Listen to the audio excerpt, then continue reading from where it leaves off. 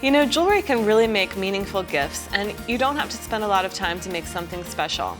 So, you know, we've talked a little bit about beads on this show, and prayer beads can be another meaningful way of adding spirit and grounding to your jewelry pieces.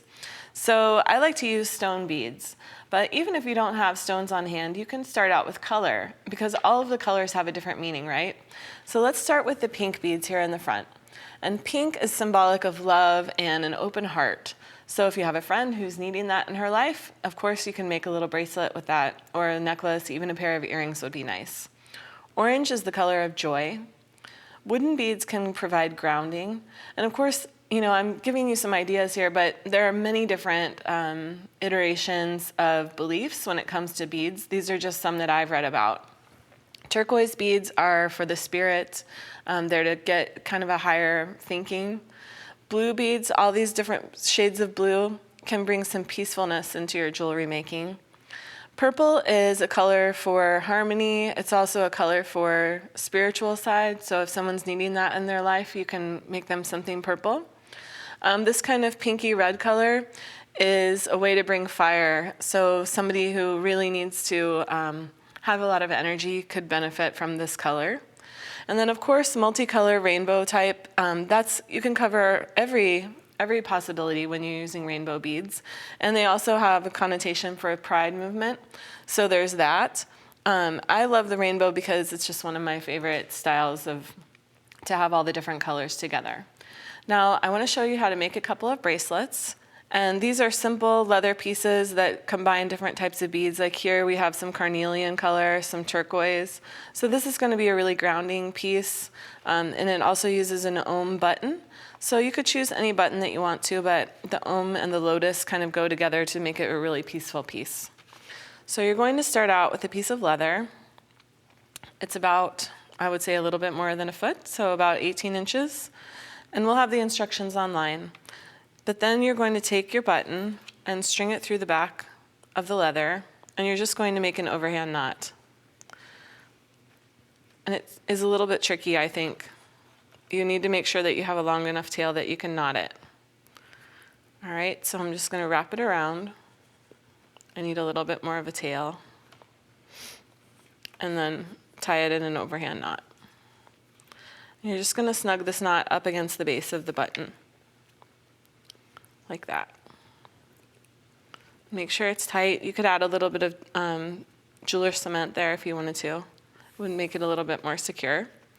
And then the first thing that you string is your charm. So charm first, and then you can see the pattern here. We're just going to do beads, spacers. I love adding a little bit of metal into my designs. It's kind of like the salt that you sprinkle into your recipe. It punctuates and gives the eye a place to rest. So you'll always want to, when you're working with this type of bracelet, you want to make sure that you're using large hole beads. So measure that out first before you get started, or you might be frustrated. These are 6mm stone, and then about a 10mm disc.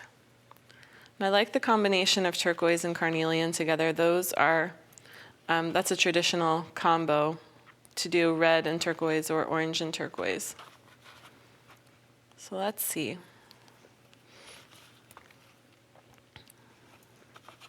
Get our beads going here.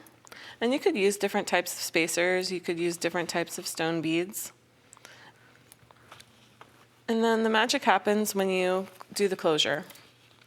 So we'll take the leather here. You want to leave a little bit of a tail again. And then you just tie this in an overhand knot. So you have a long loop here. All right, so you have a long loop, and then you can fasten the bracelet by putting it over the button. And I love this look, and this would make a great stacking bracelet. It also makes a great gift, of course.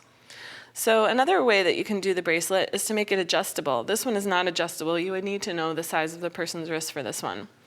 But to create an adjustable bracelet, it's the same piece of leather, about, let's see, I believe this one is about 20 inches. Yep. And then you string the bead onto the center, string your charm. There are so many fun charms that you can use. This one is the yin yang. This is symbolic of, opposites, and I love that look. It creates a sense of balance. All right, so we have a spacer on each side. Now to create the adjustable portion, first we're going to tie an overhand knot in the center. So let's get everything to the middle here. You could tie a more decorative knot here if you wanted to. Basically, you're just creating something so that your pieces don't slide around. All right, so we've got that in the middle. And now we're going to use a large hole bead. This hole is large enough for the leather to pass through it twice. So we'll place it here, and then place the leather through the other side. And I think it's easier if you just trim it off a little bit at an angle so that you can get it through the other end. All right, let me grab my pliers. I'm just going to pull the end through. So you have both sides going through the bead. And now you're just going to tie a knot in the end. And this, you can adjust this a little bit more, like that looks kind of gigantic. So that looks a little bit more like my wrist size. And then I can tie an overhand knot on each end. This is going to make a great little gift.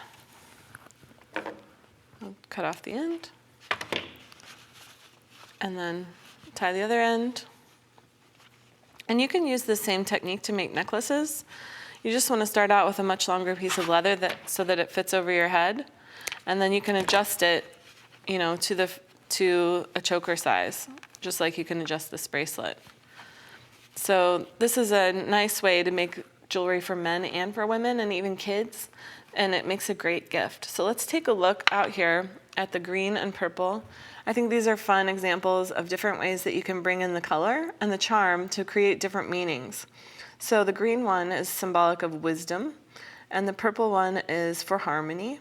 And then, of course, you can choose different types of buttons if you're making that original button type of bracelet. I just love all the different buttons that are available, and they're in different metallic finishes.